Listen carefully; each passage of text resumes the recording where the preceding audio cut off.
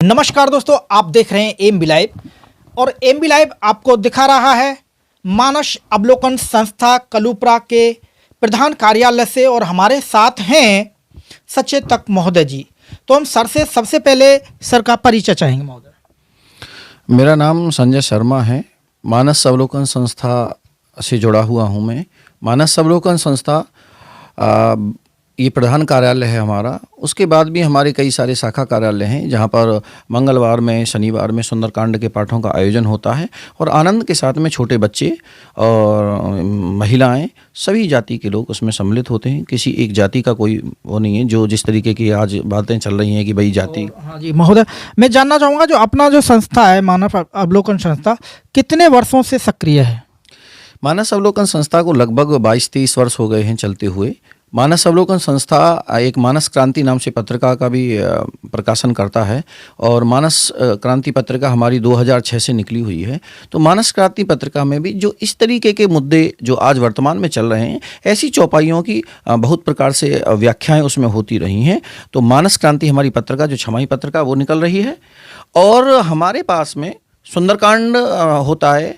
हमारा गाँव एक ऐसा गाँव है जिसमें 10 लोगों को सुंदरकांड कंठस्थ है। ये मानस अवलोकन संस्था की देन है। मानस अवलोकन संस्था विभिन्न कार्यक्रमों को, हनुमान जयंती का कार्यक्रम करती है, उसमें बच्चों को, छोटे छोटे बच्चों को जोड़ती है, हनुमान चालीसा का गायन करती है, हनुमान चालीसा का पाठ करती है। और हमारी ये कोशिश रही है कि जो भारत का जो बच्चा है उसके जो आदर्श हैं वो गुरु रूप में वो श्री हनुमान जी महाराज होने चाहिए, क्योंकि वो ज्ञान अतुलित बलधामम, वो उनमें बल के घर हैं, वो अतुलित बलधामम हेम शैलाभदेहम धनुजवन कृशानम ज्ञानी नाम अग्रगण्यम। और ज्ञानियों में भी वो श्रेष्ठ हैं।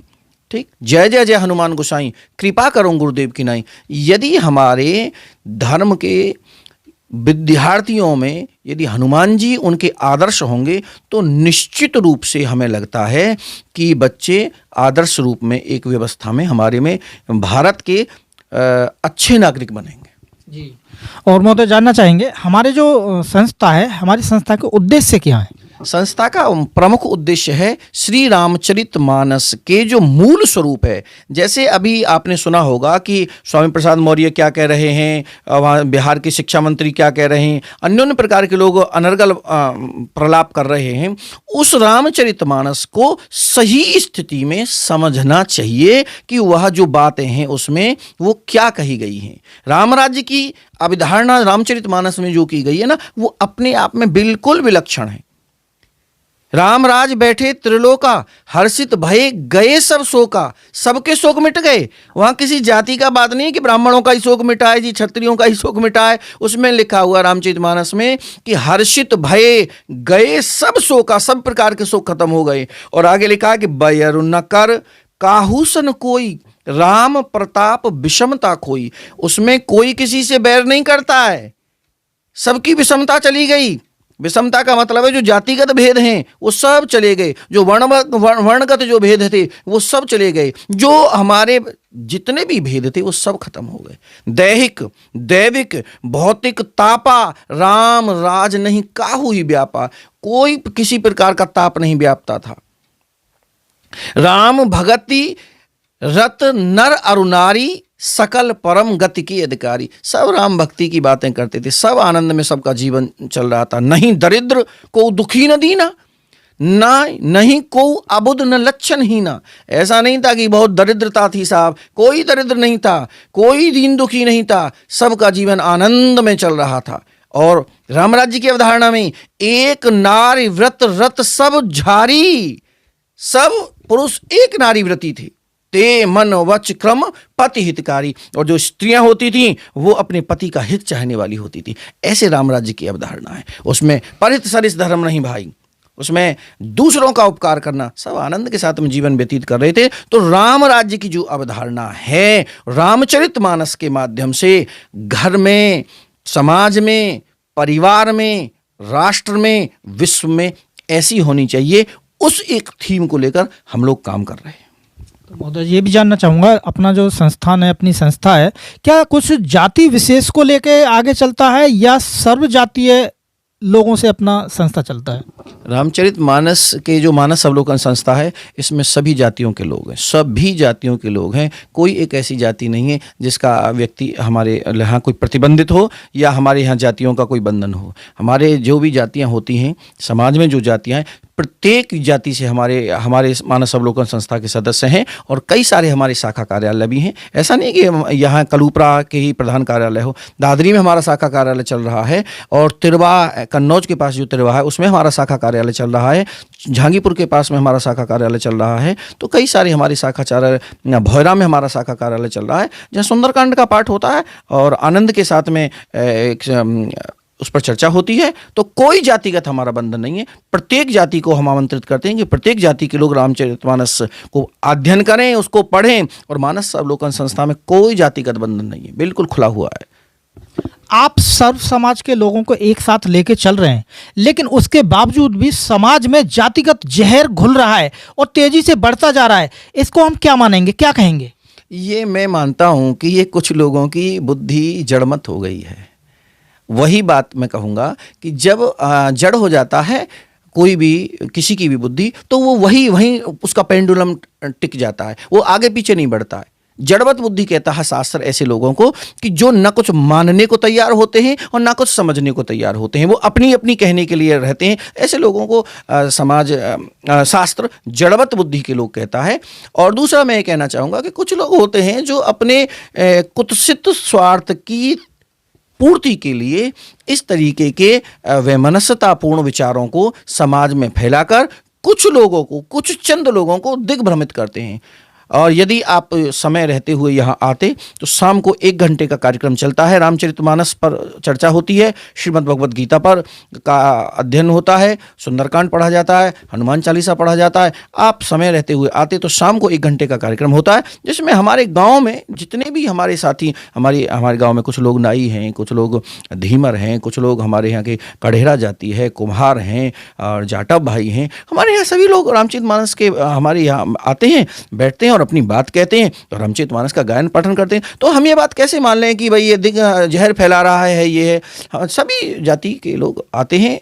जहर फैलाने वाला ग्रंथ बिल्कुल नहीं है, ये आनंद फैलाने वाला ग्रंथ है, आनंद प्रसारित करने वाला ग्रंथ है। ये जो हमारे हृदय में जो दबा हुआ आनंद है, हमारे हृदय में जो दबा हुआ ज्ञान है, उसको प्रकट करने वाला ग्रंथ है। लोगों का तो आरोप है कि जो ब्राह्मण समाज के लोग हैं कुछ वो ज्यादातर जातिगत इस प्रकार से लोगों को वो कर रहे हैं। नहीं, ऐसा कुछ भी नहीं है। मोहन भागवत जी का भी एक बयान आया था, उसमें ब्राह्मणों ने कुछ ऐसा किया, उस पर क्या कहेंगे आप? मोहन भागवत जी ने तो अपने बयान के बारे में कहा कि हमने ऐसा नहीं कहा था, वैसा नहीं कहा था। अब मैं लेकिन निवेदन यही करूंगा सभी से, जो भी वक्ता हैं वह अपनी वाणी के संयमन के साथ में बोलें और बड़े प्रमाण के साथ बोलना चाहिए। क्योंकि जब पूरा राष्ट्र, पूरा विश्व किसी व्यक्ति को सुन रहा होता है तो उसकी जिम्मेदारी भी ज़्यादा बढ़ जाती है कि उसको पूरे तथ्यों के साथ में बोलना चाहिए।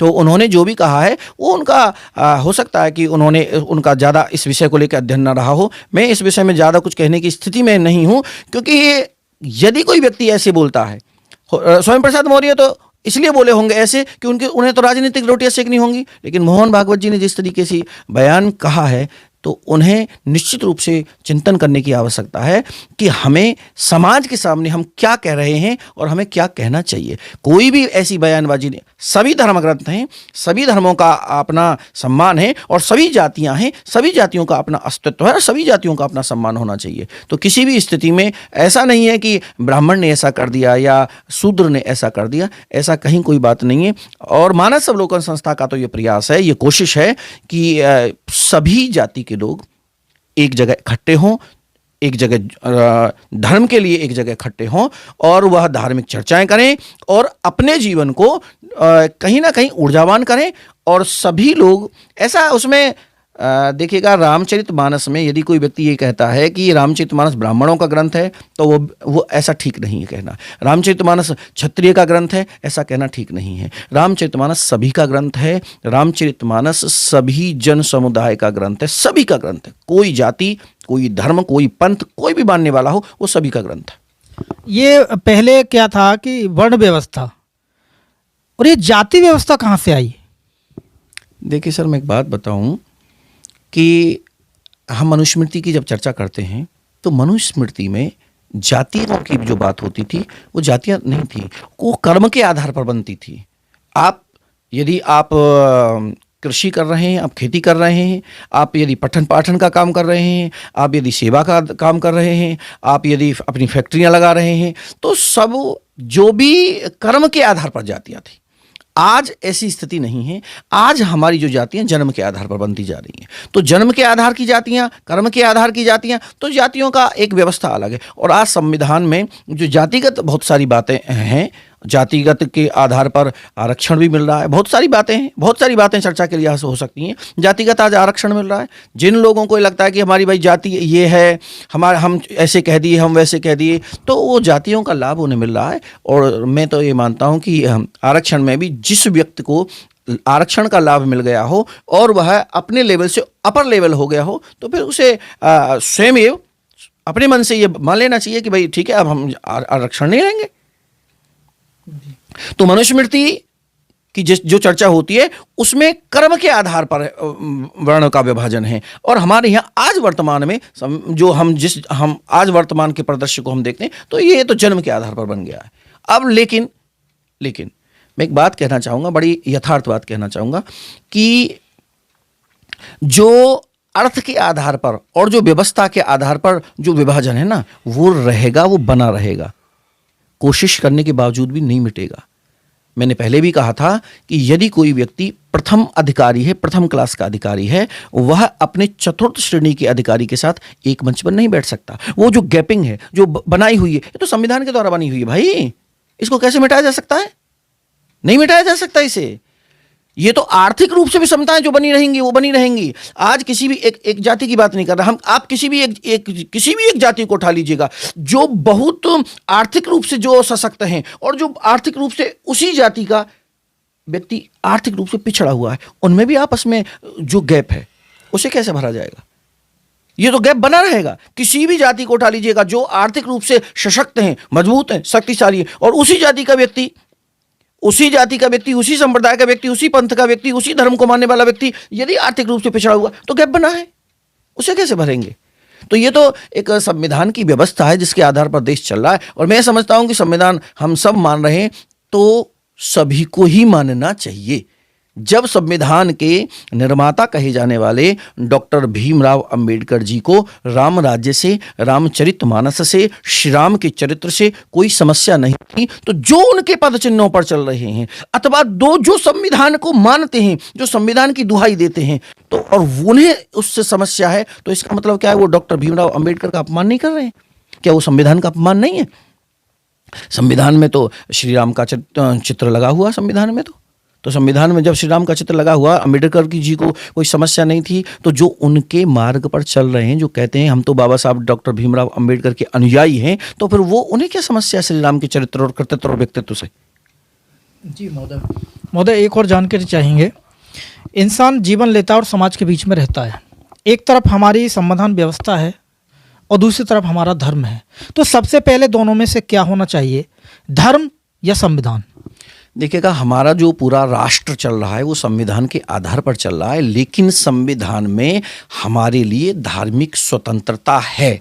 धार्मिक स्वतंत्रता का ये अर्थ बिल्कुल नहीं होना चाहिए कि हम अपना जो हमारा जीवन है उसे हम किसी भी धर्म में के अनुकूल जिए। सरकारें उसको हमें सुरक्षा मुहैया कराती हैं। आप किसी भी धर्म में जिएंगे तो संविधान उसकी सुरक्षा मुहैया कराता है। संविधान से देश चल रहा है, संविधान से व्यक्ति चल रहा है, समाज चल रहा है, पूरा संविधान से चल रहा है। लेकिन हमारा मौलिक अधिकार है हमारी धार्मिक स्वतंत्रता, तो हमारे मौलिक अधिकार का हनन नहीं होना चाहिए।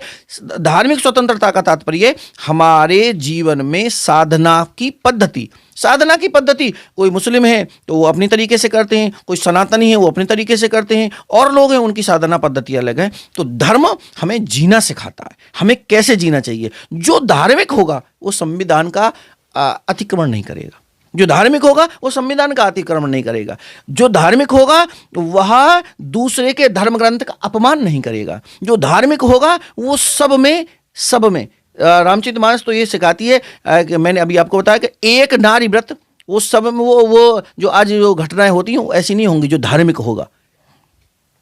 तो धार्मिक जीवन जीना सिखाता है, हम कैसे जीवन जिए, कैसे आनंद के साथ में जिए, कैसे हम सबको साथ साथ लेकर जिए, तो उसकी मान्यता संविधान भी देता है। तो धर्म हमें जीवन सिखाता है, संविधान उसकी मान्यता देता है। तो जो व्यक्ति धार्मिक होगा वो किसी भी तरीके से संविधान का अतिक्रमण नहीं करेगा। महोदय, रामचरितमानस तो कहती है कि सभी को एक साथ रहना चाहिए, लेकिन संविधान यह कह रहा है सभी को जाति में बंट जाना चाहिए। संविधान ने बांट रखा है, तो अब इस पे क्या करें? क्योंकि संविधान में क्या है, एक व्यक्ति से यदि हम किसी के जाति से संबोधित कर देते हैं तो उस पर अन्य भिन्न भिन्न प्रकार की धाराएं लग जाती हैं। यदि वही व्यक्ति अपनी जाति को जॉब के टाइम पे फॉर्म में भर देता है तो उसे नौकरी मिल जाती है। तो इस पर क्या कहेंगे आप? इस पर मैं तो यही कहूँगा कि जिन्हें जातिगत संबोधनों से चिढ़ है, परेशानी है, उन्हें आरक्षण भी नहीं लेना चाहिए। उन्हें भी जो सवर्ण लोग हैं, जो सामान्य जाति में जो लोग आ रहे हैं, उन्हें भी अपनी बुद्धि कौशल से वही नौकरियां, वही सब कुछ प्राप्त करना चाहिए। उन्हें भी अपनी बुद्धि कौशल से, यदि देखो दोनों बातें नहीं हो सकती हैं। यदि हमें ये जातिगत कहने में समस्या हो रही है तो निश्चित रूप से हमें वो आरक्षण का जो लाभ है वो नहीं लेना चाहिए। वो आराम से आनंद के साथ में वो तैयारी करें अपनी, और अपनी जो नौकरियां पाएं, और या जहां भी जो भी हमारी मेरिट लिस्ट की जो व्यवस्था है उसमें अपनी बुद्धि कौशल से प्रवेश पाएं। जी, आरक्षण से आया कि हमारा जो देश का संविधान है विश्व का सबसे बड़ा संविधान है, और भारत का संविधान जो कहा जाता है लिखित भी है और अलिखित भी है, कठोर भी है, तो उससे ज़्यादा लचीलापन भी है संविधान में।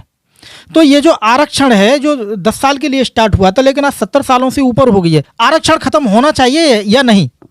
सर, आरक्षण तो निश्चित रूप से खत्म होना चाहिए, इस बात को मैं नहीं कह रहा हूँ। इसको तो डॉक्टर भीमराव अंबेडकर जी ने भी कहा था कि आरक्षण कुछ समय के लिए है, उसके बाद उसको खत्म हो जाना चाहिए। सर, आरक्षण से कितना नुकसान इस राष्ट्र का हो रहा है, कितना नुकसान इस विश्व का हो रहा है, इसकी परिकल्पना किसी को भी नहीं है। राजनेताओं को तो इसलिए नहीं है क्योंकि उन्हें सत्ता में चिपके रहना है। सत्ता का एक बड़ी कमजोरी होती है कि जो एक बार सत्ता में बैठ जाता है वह सत्ता को छोड़ना नहीं चाहता। ये सत्ताधारियों की कमजोरी है। कितना नुकसान हो रहा मैं आपको बताना चाहूंगा। यदि कोई 95% अंक पाने वाला व्यक्ति कहीं एडमिशन उसे नहीं मिल रहा है, वो इंजीनियर नहीं कर पा रहा, वो बीटेक नहीं कर पा रहा, वो एमटेक नहीं कर पा रहा, और कोई व्यक्ति 55% का कर पा रहा है, एमबीबीएस कोई 55% में भी किसी को एडमिशन मिल रहा है, और किसी को एडमिशन 95% अंक प्राप्त करने पर भी नहीं मिल रहा है, तो कितना घातक है ये समाज के लिए। जब वो एमबीबीएस की डिग्री लेगा, 95% वाला व्यक्ति को तो नहीं मिला, 55% वाला जो व्यक्ति डॉक्टरेट की उपाधि लेगा, जब उसे एमबीबीएस बन जाएगा, वो डॉक्टर बन जाएगा, तो वो किस दिशा में हमारी चिकित्सा व्यवस्था को ले जाएगा? क्या उसमें उतना बुद्धि कौशल है? जो इंजीनियर बन जाएगा वो क्या उस तरीके से काम कर सकता है जो वो मेधा क्षमता वाला बच्चा जो 95% अंक थे जिसका चयन नहीं हुआ, क्या वो उस तरीके से काम कर सकता है? समाज के लिए, राष्ट्र के लिए कर सकता है? वो नहीं कर सकता है। किसी भी स्थिति में ये समाज के लिए बहुत घातक है, और इससे जो उसे निराशा हाथ लगती है, उसके जो मानसिक प्रताड़ना उसे झेलनी पड़ती है, उसका तो कोई लेखा जोखा ही नहीं है। इसलिए रामचरितमानस में यह भी लिखा है, जासु राज प्रिय प्रजा दुखारी, सो नृप अवस नरक अधिकारी। रामचरितमानस में यह भी लिखा है कि जिसके राज्य में प्रजा दुखी रहती है, पीड़ित रहती है, कष्ट में रहती है, उसकी मानसिक प्रताड़ना झेलती है, वो राजा निश्चित रूप से नरक का अधिकारी है। मानस में यह भी लिखा है, मुनि तापस जिन ते दुख लहहीं, ते नरेश बिनु पावक दहहीं।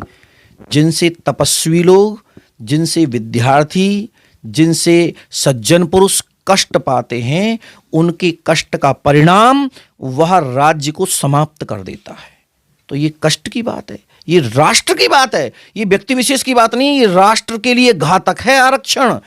मैंने आपको उदाहरण देकर बता दिया कि क्या वो डॉक्टर बनने के बाद में क्या वो चिकित्सा कर पाएंगे, क्या वो बीटेक करने के बाद में वो क्या कर पाएंगे समाज में, समाज का वो कितना भला कर पाएंगे भाई।